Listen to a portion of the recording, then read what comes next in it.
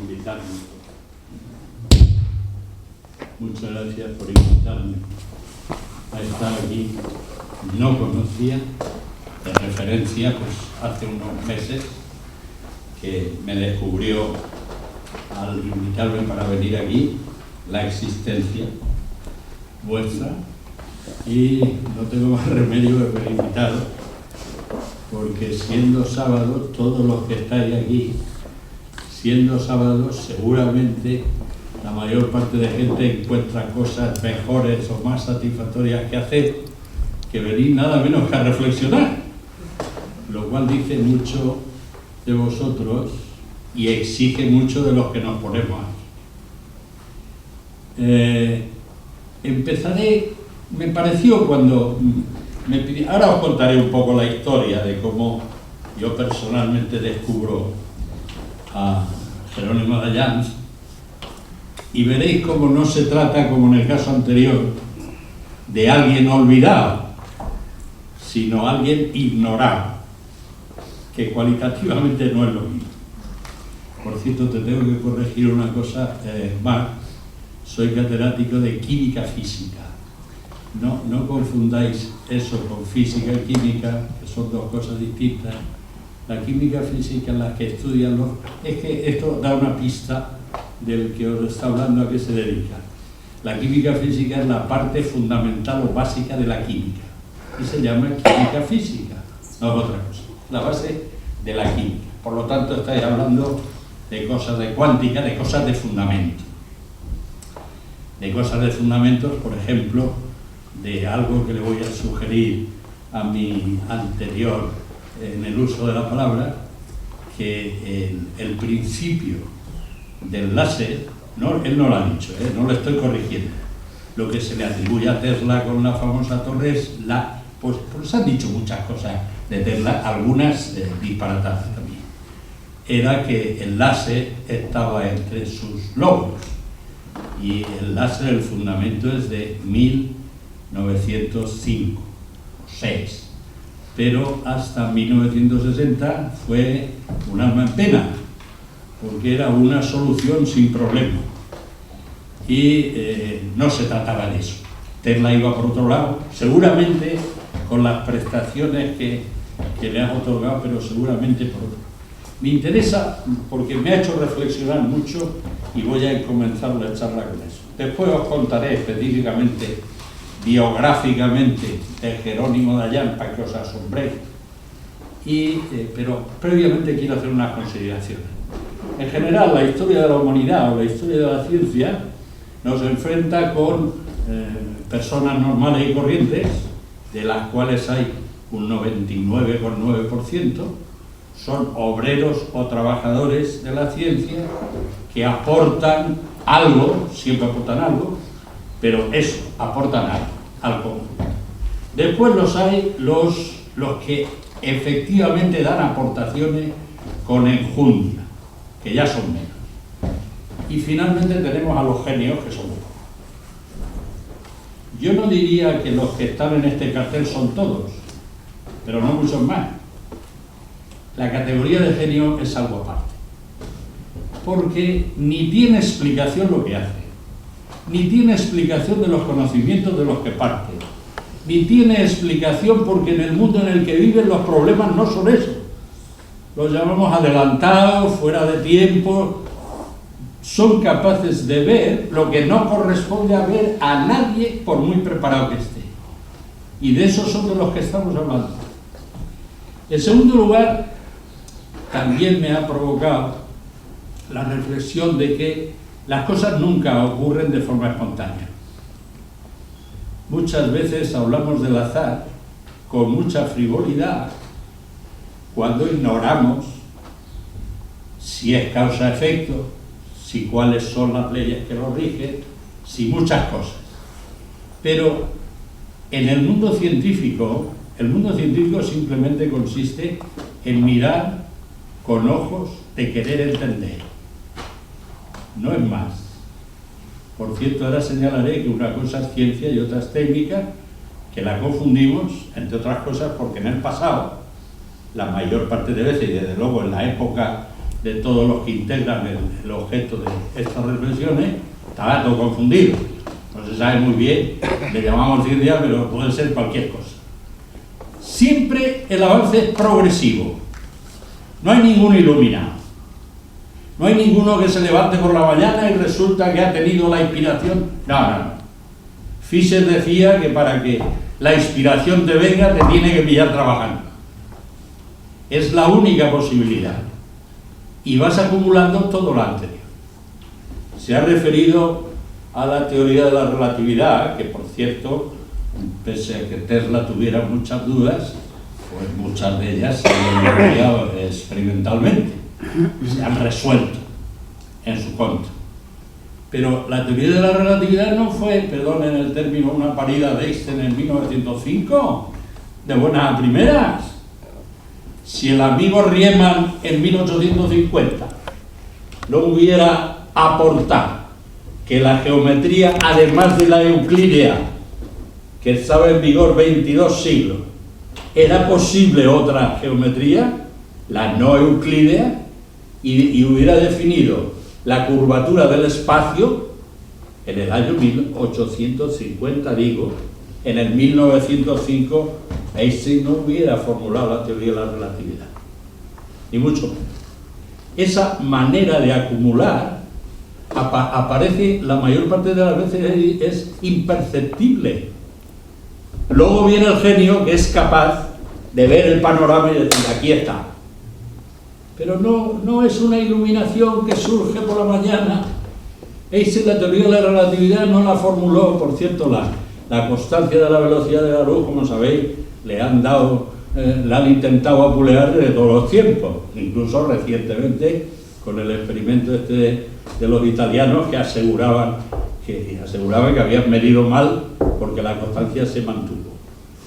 La historia que cuentan de Einstein es que sentado en una estación mirando el reloj, pues pensó, se imaginó qué ocurriría si él fuera en quien le transporta la luz, quien le transporta la información del reloj hasta él.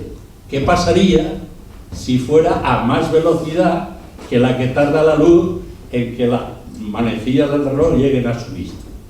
Y que eso es lo que luego provocó el que supusiera como uno de los principios básicos de la teoría de la relatividad la constante de la luz. Nada más lejos de la realidad, porque no puede ser así. Otra cosa es que él llevara reflexionando sobre esto y tuviera capacidad de montar esta pequeña historia en ese momento dado. Por lo tanto, insisto en que acumulado histórico de aportaciones que significan todas un pequeño paso en la dirección del progreso. Y eso me lleva primero a ser drástico con un planteamiento. Miren, hoy la sociedad que vivimos resulta que todo es innovación. Programas de innovación para empresas, programas de innovación, todo es innovación. Sin distinguir la ocurrencia de la novedad, del prototipo, del desarrollo, y de que si la sociedad quiere, en algún momento, aquello se convierte en innovación. Porque para convertirse en una innovación lo tiene que aceptar la sociedad y tiene que ser un avance en la dirección del progreso. Y ahora resulta que en el lenguaje, que lo estamos pervirtiendo todo, resulta que todo el mundo hace innovación. Si nadie hace innovación, todo aquello que lo descarta la sociedad no puede nunca innovar. El automóvil cuando salió era un invento y llevaba las señas de identidad del carro del que precedía, porque es lo que se intentó imitar, hasta que el automóvil no ha tenido,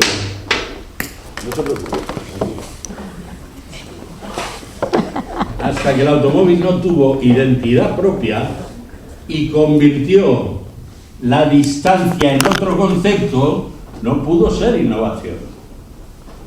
Con lo cual, finalmente, acabo. Todo esto que hago es previo a lo que voy a contar de Jerónimo de Ayán, pero importante, porque significa la filosofía con la que lo veo. La ciencia y la técnica no tienen nada que ver.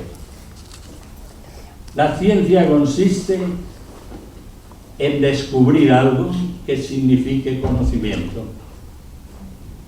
La técnica adapta la naturaleza a nuestros intereses. Todo lo que vamos a contar hoy es técnica. Incluso diría más. Técnica sin necesariamente, no quito ninguna palabra, ciencia detrás. La mitad de las cosas que hizo Tesla, o las que les voy a contar de Jerónimo Dayan, no tiene ninguna ciencia. Es directamente la observación y una cosa así importante, que tiene que ver con el título del Congreso, la creatividad. La ciencia solo es ciencia cuando tiene en su haber un método deductivo. Es capaz de sus presupuestos generar, explicar, predecir nuevas cosas. Y explica el cómo. Y en este sitio en el que estoy lo entenderéis bien. No explica el porqué. El porqué es una pregunta filosófica. ¿Cómo es una pregunta científica? Solo ahí. Explica cómo. ¿Qué hace la técnica? Tenga explicación o no tenga explicación, aborda cómo modificar la naturaleza en favor de él. Todas las cosas que yo tengo son de ese género. Todas las que yo voy a contar también, y por supuesto las de Leonardo. Es modificar la naturaleza en favor propio. Muy bien, pues ahora entramos con el personaje. Yo voy a hacer una valoración soy docente, todas estas cosas que he contado más en la presentación, que te las agradezco, solo tienen una clave. Y la clave es que las personas cumplimos años. Y cuando cumplimos mucho, se supone que aunque hayamos aprovechado poco, podemos acumular bastante. Solo tiene ese valor. Estaba hablando de una persona que vamos a considerarla madura. Soy profesor emérito de la universidad, luego ya podéis saber más o menos la edad que tengo y lo que he corrido. A lo largo de mis 50 años de profesor de universidad, lamenté mucho lo que voy a contar con todo detalle. Yo fui un día a la playa hace como 8 o 10 años y no suelo someterme al sol porque me sienta mal, no bajo a la playa, me quedo en la casa en la sombra. Se fueron todos y yo me quedé con lo único que tenía a mano, que era el ABC, que el dueño de la casa había comprado ese día. Se fueron y yo pues empecé a leer el ABC, no es precisamente el periódico que yo suelo leer, y llegué a unas páginas que tiene ABC que son fantásticas. Pues no tiene nada que ver ni con la política, ni con la cosa local ni nacional, sino que son cosas que podemos calcular, definir como culturales, de historia, de ciencia. Y me leo a doble página la existencia de un individuo que se llamaba Antonio Gutiérrez, del que yo no había hablado nunca porque no era el de Comisiones Obreras, por cierto. Antonio Gutiérrez es un personaje que fue el que rescató Menorca de los ingleses, que fue el que la bahía de Cádiz venció, el único que puede decir eso, nada menos que al almirante Nelson, el año antes de la toma de Trafalgar. De forma que, además, oliéndose que Nelson se iba para las Canarias, aprovechando la coyuntura, allá que se fue a las Canarias, y cogió a los guanches y los armó con los tenedores de estos de las eras, de espolvorear la paja, y con eso volvió otra vez a vencer a Nelson. Por Dios, cuando volvieron estos dije, mirad lo que va a pasar. Tengo no sé cuántos años, imaginaros cuántos. Me acabo de enterar que existe este tío. ¿Cómo ninguno de los maestros que he tenido me han contado de su existencia? Y me molestó mucho.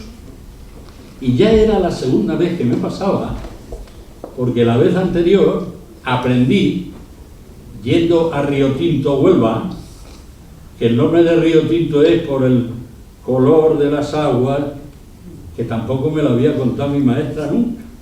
Me pudo contar cualquier suerte de técnicas, pero no me contó lo importante que era. Y ando molesto, siendo docente además, y reflexionando acerca de qué hago yo, si doy lo que tengo que dar o no, que eso no está ni en los sistemas educativos, ni en los programas, ni nada. Eso es una cosa profesional. Pues cuando volvieron de la playa los que habían ido, y conté esto, el de la casa, me dice, pues te vas a quedar ahora muerto. Y me sacó un libro enorme, editado por la Diputación Foral de Navarra, firmado por Nicolás García Tapia, que decía Jerónimo de Allán y Beaumont. Y me lo leí. Y efectivamente. El tema es, no lo voy a desvelar hasta el final, así os tengo en tensión, pero ya veréis la significación que tiene esto en Murcia. Este individuo, navarro de origen, nace en 1853 y a los 14 años pasa a educarse con los infantes de Felipe II, solo a título de la importancia de la familia y del nivel de la familia.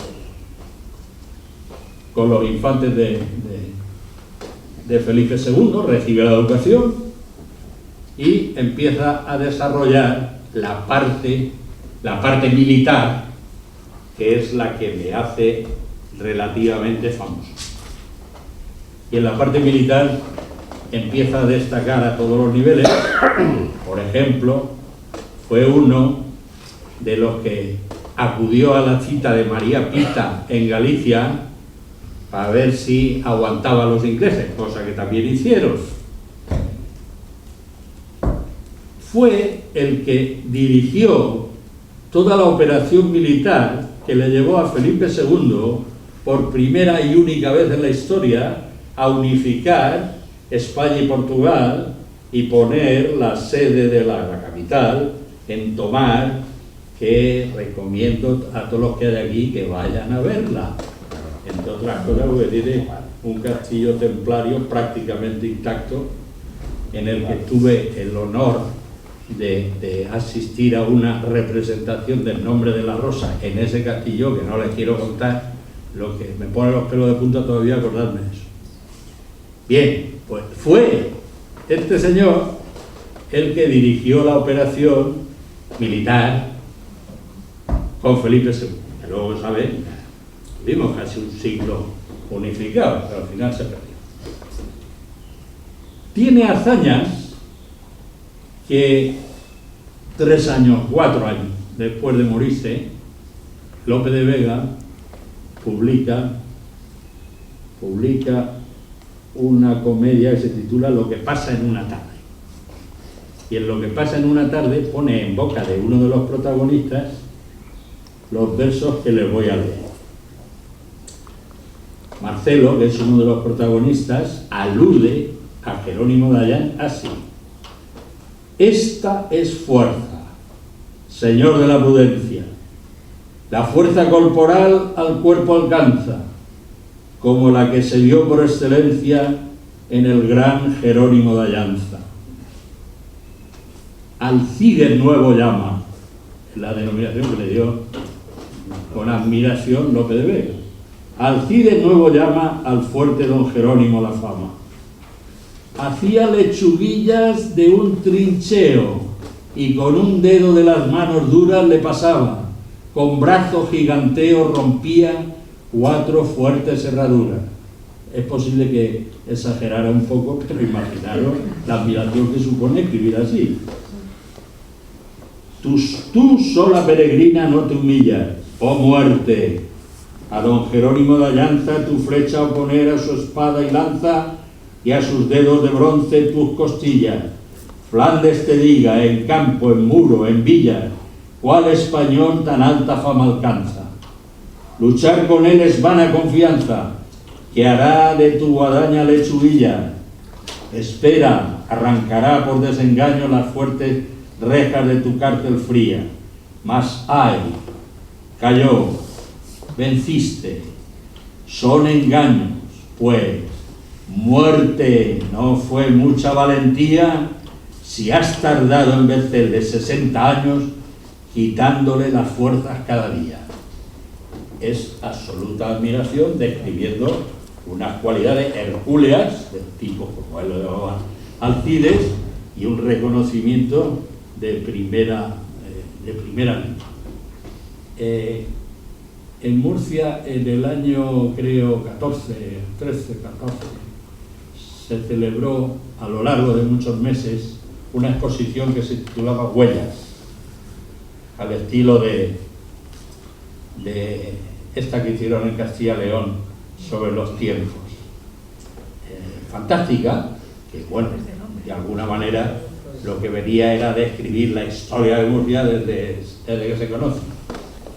Y con motivo de que cuando descubro el libro, pues busco al autor, hablo con él, ya estaba retirado, ya era mayor, veraneaba aquí en San Juan, por cierto, y hablé con él repetidas veces y me contó que cuando se celebró lo de Huellas, él intentó que hicieran alguna referencia en Murcia, ya la segunda pista que doy, de Jerónimo de allá, y todo lo que se encontró es que estaba fuera de lugar, porque aquello se trataba de pintura y de referencias de Florida Blanca, Bellú, y todo esto, y que no encajaba.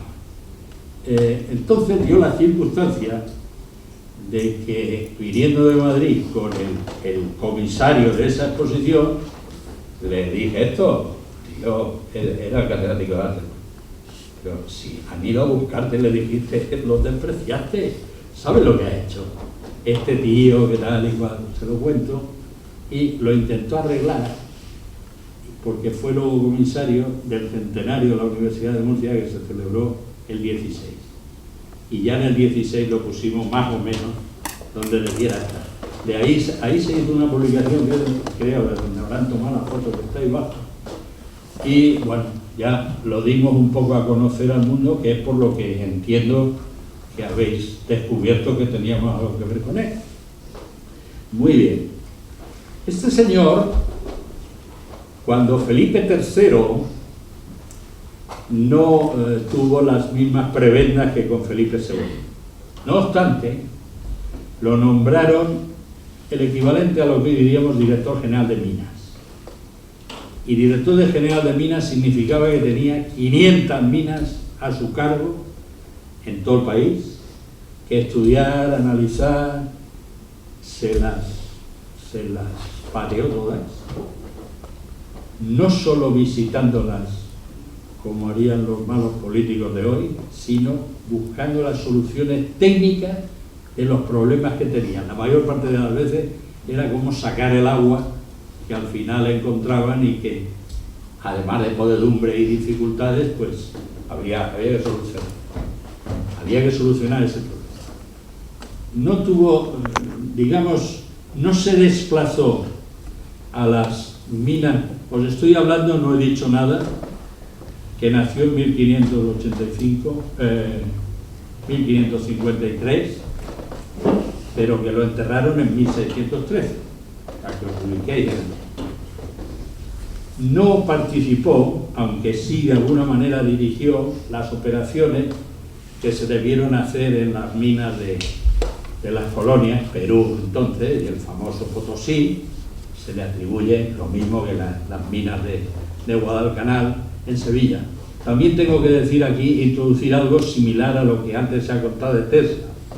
En la época de los personajes que estamos viendo, no se distinguía ciencia de técnica, pero tampoco se distinguía de empresa. Normalmente, el que inventaba algo tenía que montarse la empresica para hacerlo. Entonces ahí todos los intereses están mezclados siempre y hay que ir separándolos con mucha cautela. Algunos explícitamente, como el que se ha dicho, no pretendían directamente un beneficio particular, sino que abogaban por la humanidad, pero otros menos. Pero en general todo funcionaba así, y funcionó así hasta bien entrado el siglo XIX, no fueron 2 días. Entonces, las minas de Guadalcanal de Sevilla las coge como empresario para tratar de reflotarlas.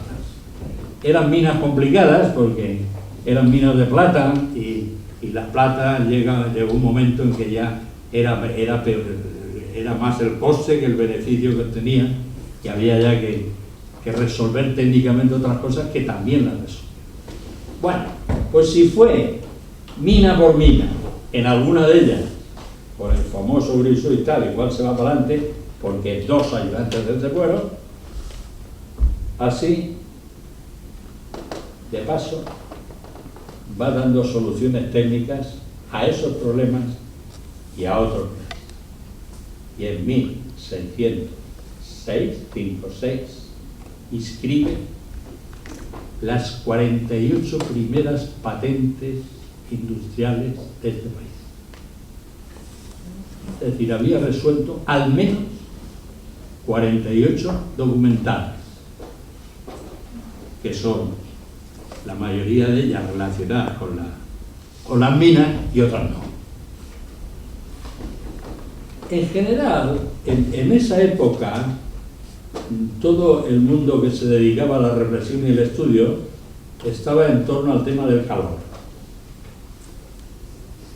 El tema del calor y su aplicación. Es lo que tiene de común casi todos los inventos que hacen. Pero claro, algunos de ellos resultan bastante audaces en este tiempo.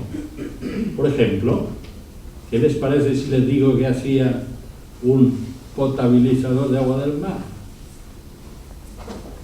Repito que lo enterramos en 1613. ¿Qué les parece si les digo que hizo y probó un traje de buzo que se sumergió en el Pisuerga delante del rey, y el rey tuvo que decirle: sácalo ya, que llevo una hora aquí esperando y ya no toca esperar más? Y encima, con mucho humor, decía que el buzo decía que él podía seguir allí todo el tiempo. ¿Qué les parece si le digo, esto dicho en Murcia no va a sonar igual que cuando lo digo aquí? ¿Qué les parece que le digo si antes de Isaac Peral y su famoso submarino, hubo un señor que se llamó Jerónimo de Ayat y Beaumont, que hizo un submarino y lo metió también en el Pisuerga? Fantástico. Eso exige imaginación. Lo de las minas es resolver el problema, pero estos son añadidos. Exige imaginación, exige estar muy pendiente de la observación. Inventó una balanza que decía y la anunciaba como que era capaz de pesar la pierna de una mosca, cuando la idea que tenemos de la época es que más o menos una arroba debía ser fácil en la compraventa, una arroba, una libra si quiere, con más precisión. 48, que ahora pondré algunos de los esquemas originales de él que se han conservado, porque dicho sea de paso, todo esto está en el archivo de Simancas y en el de Sevilla, la mayor parte en el de Simancas. Esto simplemente es que dio la casualidad. Tampoco era claro lo que cuenta García Tapia, pues contó, es que uno de los bibliotecarios le dijo un día: aquí tiene un libro que vale la pena, y ahí se encontró con el registro de todas las patentes de este hombre. Felipe III le reconoce, que era la forma en aquella época de ingresar en la Orden de Calatrava, le reconoce el mérito e ingresa en la Orden de Calatrava. Y en la Orden de Calatrava viene a Murcia, concretamente en la encomienda de Abanilla, que cubría lo que hoy ocupa Abanilla y Santomera, y pone en riego todo aquello. Los limones que comimos hoy de allí, que son los mejores por cierto, vienen de la época de este señor, cuando vino a Murcia. Se casó con una chica que se llamaba Blanca Dávalos, que por su familia procedía de Navarra, por cierto, y el padre era regidor del ayuntamiento de la época. Y con motivo de eso, el yerno ingresó también de regidor y lo nombraron regidor de por vida. De manera que tenemos muy fácil, todos los que estáis aquí lo tenéis, entrar en los archivos municipales, que es gratuito y posible de acceso, buscaros las fechas que os digo en torno a final del siglo XVI y encontraréis las intervenciones de Jerónimo de Ayala. Como era militar y tenía fácil el acceso al rey, pues negoció que el puerto de Cartagena fuera para hibernación de la flota española, lo cual significó, no sé si los cartageneros esto lo recuerdan y lo valoran, pero significó que el puerto que estaba ya en declive lo reavivó otra vez y lo mantuvo. Este tipo de cosas hacía en la región. Se casó luego, la primera mujer murió, se casó con una segunda y tuvo 4 hijos, todos tuvieron un final demasiado prematuro y murió en 1613. Y ahora ya el trueno final. Lo tenemos enterrado en la catedral. Nadie sabe ni quién es, ni qué está ahí. Nadie. Lo he probado preguntándole a todos. Desde los nobles hasta los villanos. Nadie lo sabe. Y si en algo tendríamos que enorgullecernos los murcianos, o los que vivimos allí, de tiempos pretéritos, es de este hombre. Y tiene una cosa que no solo es de Murcia, sino que es de país. Porque, ahí donde lo tenéis, os he hablado que lo importante en aquella época se entendía que era el calor y sus aplicaciones. Que no, todas estas cosas que hizo allá, insisto, él las hizo por observación e ingenio. No es que hubiera ciencia, no sabía. La balanza se construye sin tener ni idea de la idea de la palanca. Para nada. Y el calor lo utiliza y hace hornos y los aplica. Pero es que utilizó el vapor. Utilizó el vapor. Y utilizó el vapor para sacar el agua de las minas, porque lo que hacía era calentarla y evaporarla para que saliera, y también lo utilizó para movimiento. Y recordar que hay un inglés que se llama Watt, que le dio el nombre al vatio, que en 1776 fue cuando nos propuso la máquina de vapor que supuso la revolución industrial. Es decir, siglo y medio antes, este país tuvo la máquina de vapor que ni supo verla, ni supo aprovecharla, ni supo entender nadie la utilidad que aquello podría tener. ¿Se imaginan ustedes que la revolución industrial hubiera salido de los versos de Lope y de Gracián, que salieron cosas muy bellas, pero nada útiles? ¿Se imaginan que hubiera ocurrido eso en España? Que la revolución industrial hubiera nacido aquí. Porque eso fue lo que provocó la revolución industrial. La máquina de vapor. En relación con otro de los personajes sobre los que se reflexiona aquí, que es Leonardo, se conjetura que debió conocer sus cosas. Voy a dejarlo ahí. Al menos las admiró. Pero lo que es impropio es introducirlo, como creo que dije antes, como Leonardo da Vinci español. Hay un siglo de diferencia, y la diferencia es notabilísima.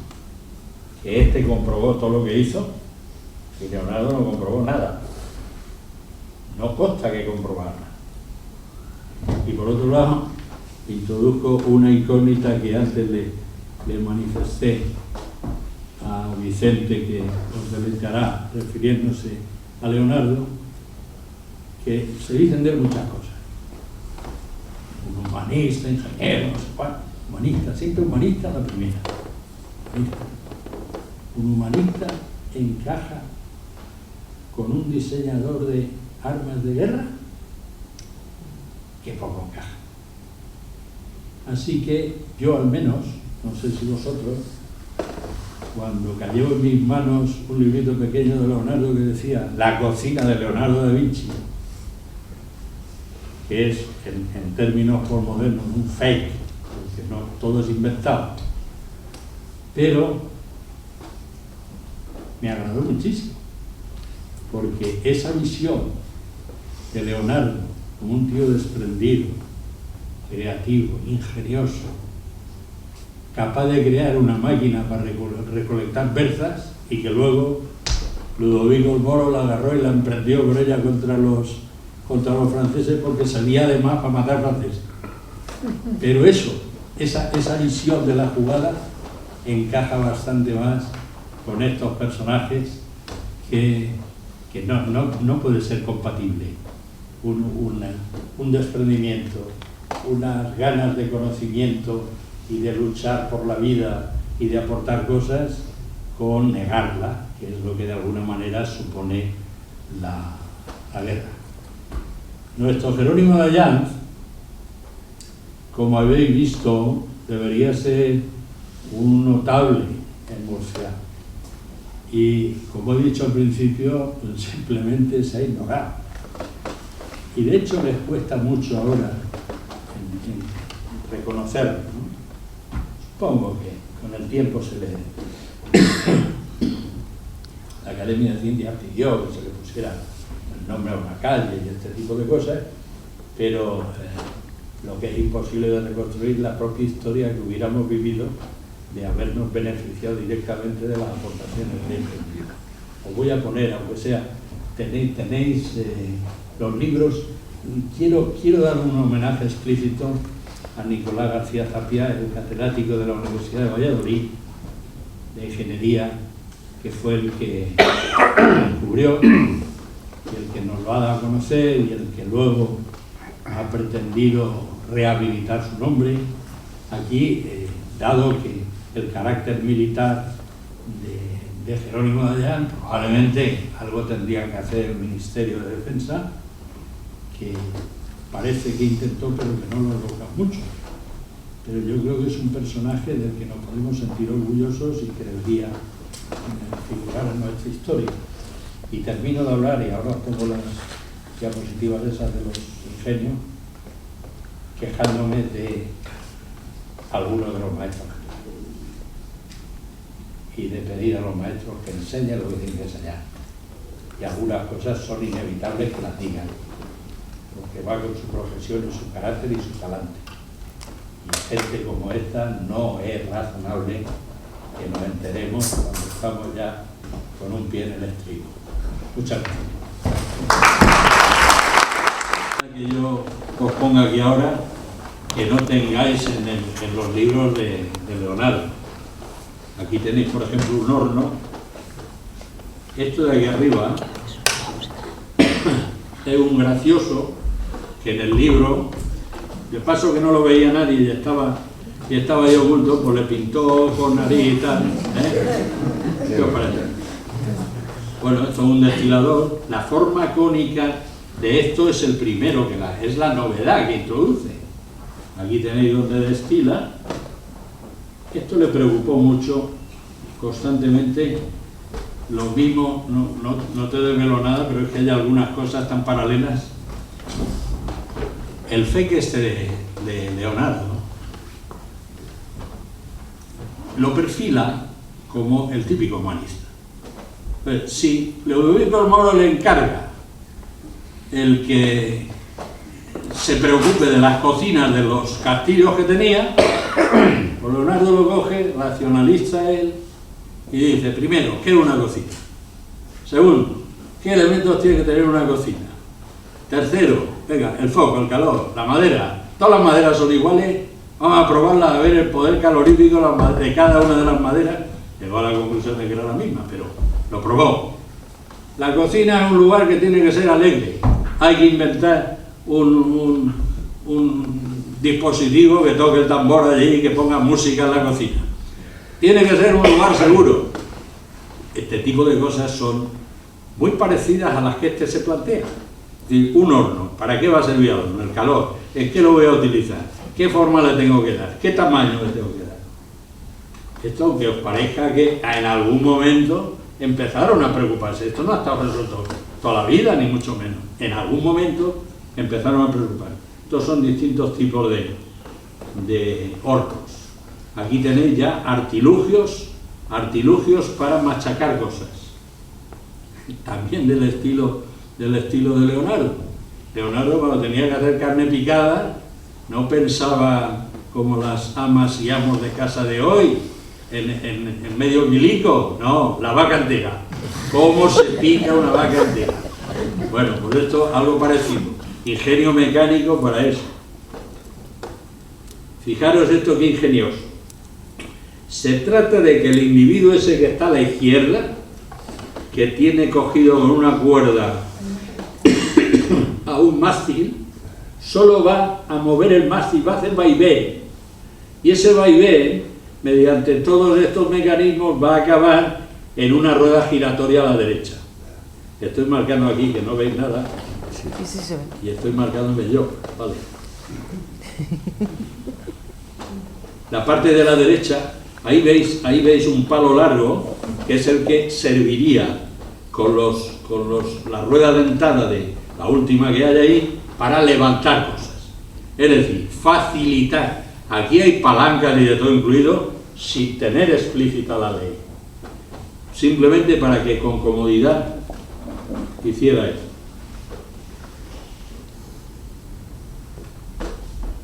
Bueno, esto es para el asunto de la oliva, o general, pero vamos, la oliva es la más destacada, un ingenio con una forma distinta y móvil de la piedra. Esto es lo que sustituía a las anteriores, que solo eran por fricción.